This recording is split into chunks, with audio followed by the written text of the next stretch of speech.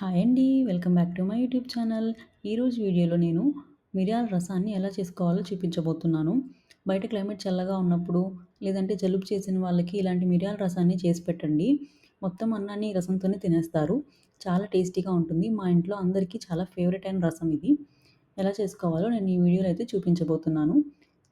బాగా పండిన 2 medium size టొమాటోస్‌నైతే తీసుకోండి. దీనికి మనం ఒక 15-20 గ్రామ్స్ చింతపండునైతే తీసుకుంటాము. ఆ కొలత అర్థం కాని వాళ్ళు ఒక నిమ్మకాయ సైజంత చింతపండునైతే తీసుకోండి. దీన్ని మొత్తాన్ని బాగా వాష్ చేసుకొని, టొమాటోస్‌ని కూడా ఇలా చిన్న పీసెస్‌గా కట్ చేసుకోండి. కట్ చేసుకున్న టొమాటోస్ అండ్ అలాగే చింతపండుని ఒక మిక్సీ జార్‌లోకి యాడ్ చేసుకొని, మనం తగినంత సాల్ట్‌ని కూడా యాడ్ చేసుకొని బాగా బ్లెండ్ చేసుకుంటాము. ఇలా కోర్స్‌గా గ్రైండ్ చేసుకున్న టొమాటో పేస్ట్ మొత్తాన్ని ఒక బౌల్‌లోకి అయితే తీసుకొని చేత్తో ఇలా బాగా కలుపుకోండి. తర్వాత మనం 4 కప్స్ వాటర్‌నైతే యాడ్ చేస్తాము. మనం తీసుకున్న కొలతకి 4 కప్స్ వాటర్ అంటే 1 లీటర్ వాటర్ అవుతుంది. 4 కప్స్ వాటర్ వేసుకున్న తర్వాత ఇందులో కొద్దిగా పసుపుని యాడ్ చేసుకొని ఒకసారి మొత్తాన్ని బాగా కలుపుకోవాలి.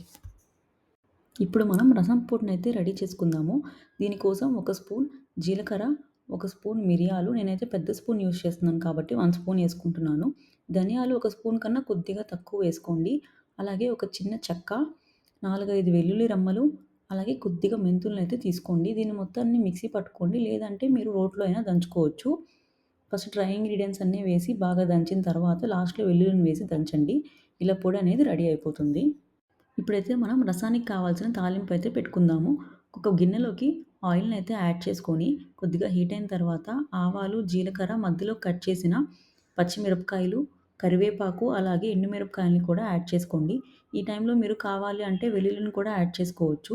వద్దు అనుకున్న వాళ్ళు స్కిప్ చేసేయండి.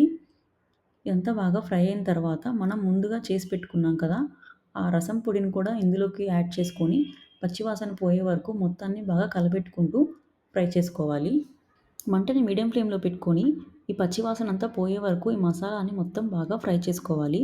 చూసారు కదా! ఇది బాగా ఫ్రై అయిపోయింది. ఇప్పుడు మనం ముందుగా చేసి పెట్టుకున్న టమాటో, చింతపండు వాటర్‌ని కూడా ఇందులోకి యాడ్ చేసుకొని ఒకసారి బాగా కలుపుకోవాలి. ఇందులోనే మనం సన్నగా కట్ చేసుకున్న కొత్తిమీరను కూడా కాడలతో సహా వేసుకుంటాము. కొత్తిమీర వేసుకొని ఇంకొకసారి బాగా కలబెట్టుకొని హై ఫ్లేమ్‌లో పెట్టి రసాన్ని బాగా తెరలనివ్వాలి. రసం బాగా తెల్లిన తర్వాత మనం ఒక చిన్న బెల్లం ముక్కని కూడా ఇందులోకి యాడ్ చేస్తాము. బెల్లం వేయడం వల్ల ఈ మసాలాలు, చింతపండు అంతా బ్యాలెన్స్ అయ్యి టేస్ట్ అనేది ఇంకా చాలా బావుంటుంది. చూసారు కదా! రసం అనేది బాగా తెల్లిపోయింది.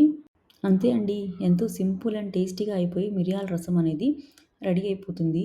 దీన్ని గనుక ఒకసారి చేసి పెట్టారు అంటే జలుబున్న వాళ్ళకి, అలాగే నోటికి ఏం తినాలనిపించని వాళ్ళకి చాలా స్టొమక్ సాటిస్ఫైయింగ్‌గా అనిపిస్తుంది. మీరు కూడా ఒకసారి ట్రై చేసి ఎలా ఉందో తప్పకుండా కామెంట్ చేయండి. ఇలాంటి మరెన్నో టేస్టీ రెసిపీస్ కోసం అయితే మన ఛానల్ సబ్స్క్రైబ్ చేయండి. అలాగే పక్కనే ఉన్న బెల్ ఐకాన్‌ని కూడా ప్రెస్ చేయండి. Thank you for watching. Bye.